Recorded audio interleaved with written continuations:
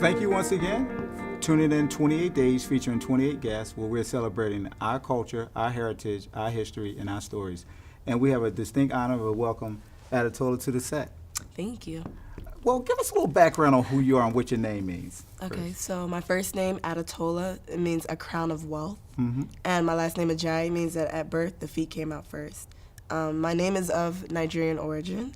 Okay. Both of my parents are Nigerian, but I was born here, so I'm first generation Nigerian. What are the cultural contexts that you grew up in? The cultural context, both of my parents drilled education and sports into my siblings and myself. My father he was a physical education teacher, and my mother, she started as a teacher, she became a consultant, she worked her way through the education system, and now she's the director of special education in Bridgeton. And both of my parents had PhDs in their areas of study, and so education was the center of my childhood. Transitioning from high school to college in one area of the country, coming to Villanova, what's some of the challenges you saw, obstacles, or things that you encountered? I didn't realize how small the minority population was on this campus. When I entered freshman year, which was 2 years ago, it was 4% African American. Now it's 7% African American. So they are trying to increase the diversity and inclusion. And I went to a predominantly African American high school. And since Villanova's over 80% white, it's a complete culture shock for me. So what are some of the activities that you're doing on this campus, if you have any initiatives going on? So I am the artistic director of a student-run organization called African Caribbean Villanovans. And so each year, my main project is to coordinate a fashion show, which we just had yesterday. It was awesome. We had over 100 guests attend the show. Wow. We had children models, we had student models, and we donate to 2 organizations. So we donate clothing to Project Home in Philadelphia, and there's this other organization who tries to find clothing for African mothers and babies. Okay. And so we gave them a part of our proceeds.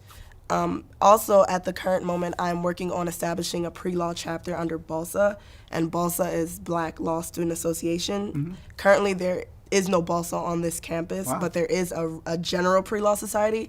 But I think that the mission and the goals of a pre-law BALSA are completely different from what will be the focus of a regular pre-law society. Oh, you're real busy. Yeah. It's just a junior. Hey, what's your major?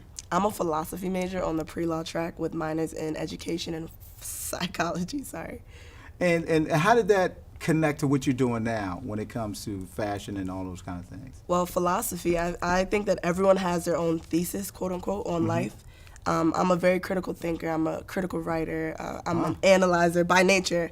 So I thought that philosophy would be a great avenue for me. In terms of psychology, I really want to study people and development and behavior. So that's another thing that's just a personal, innate interest that I have. And education, I want to go into education law. So I think that I clearly need to have experience with education if I want to do that. Now, do people on this campus and where you grew up at, can they tell that you're of Nigerian descent or African American, or what has been that experience being a female as well? I think that after I say my name, people then question where I'm from or what my ethnicity is. But initially, I don't think that they see me as African. I think I look like a normal African American or a black student. Now, can you tell a distinction of how people treat you based on that, being American born but of foreign descent, right, from the African continent? I think about that a lot. For starters, in class, I feel like I'm kind of always looked to be the voice for African Americans because typically I am the only African American female in my classes. So I feel like I'm looked to for the generalization of what we are all thinking. And that is wrong because I am my own individual and we all are individuals. But yeah, I think they look to me for that description to get a general consensus of what should be or what is happening or what we're thinking. Well, in closing, how can people get in contact with you if they want to get to some of the things that you're doing? The best way to contact me is via email, AAJAYI, the number 1, @villanova.edu. Wow, this is fascinating discussion. And we ask you once again to tune in tomorrow where we have someone else new, we promise, and very authentic in their own voice, celebrating 28 days, 28 featured guests, celebrating our heritage, our culture, our history, and our story. And we ask you once again to tune in. It's been a great time. Have a nice day.